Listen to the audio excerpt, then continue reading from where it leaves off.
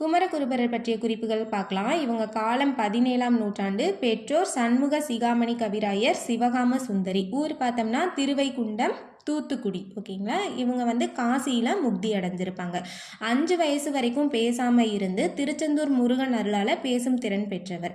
இளமையிலேயே கவிபாடும் ஆற்றல் பெற்றவர். இவங்க காசியில் மடம் அமைத்து தமிழ் வளர்த்த முதல் தமிழர். ஓகேங்களா. மடங்கள் எங்கெங்க அமைச்சிருப்பாங்கன்னு பார்த்தோம்னா காசி, திருப்பனந்தாள்.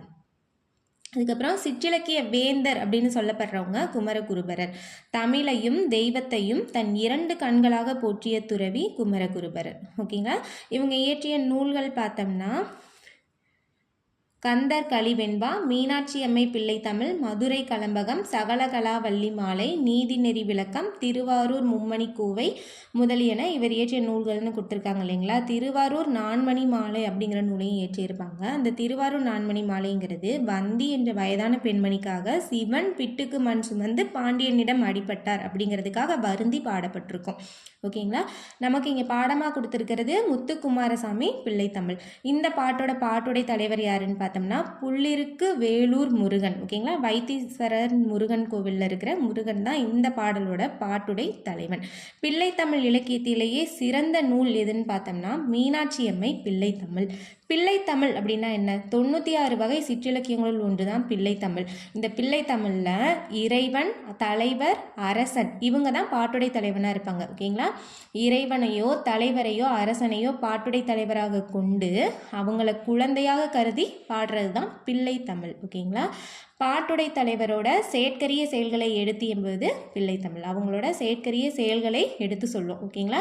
10 பருவங்கள் இருக்கும். பருவத்திற்கு 10 பாடல் அப்படின்னு சொல்லிட்டு 100 பாடல்களால் இது பாடப்பெறும்.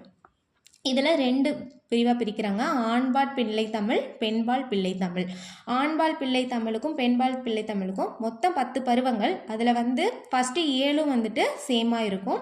கடைசி 3 வித்தியாசப்படுது. அது என்னன்னு பார்த்தோம்னா ஆண்பால் பிள்ளை தமிழில் சிற்றில் சிறுபறை சிறுதேர், பெண்பால் பிள்ளை தமிழில் கழங்கு அம்மானை ஊசல். ஓகேங்களா. இந்த 3 தான் அதோட வித்தியாசம்.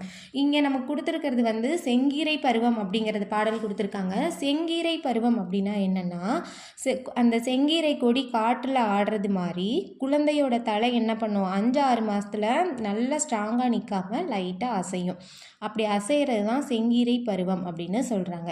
இந்த பருவத்தில் குழந்தை என்ன பண்ணுமா, தன்னோட 2 கைகளை ஊன்றி ஒரு காலை மடக்கி ஒரு காலை நீட்டி தலையை நிமித்தி பார்க்கும். குப்புற விழுந்து எந்திரிச்சு நிற்கும்ல, அந்த பருவத்தை சொல்கிறாங்க. ஓகேங்களா.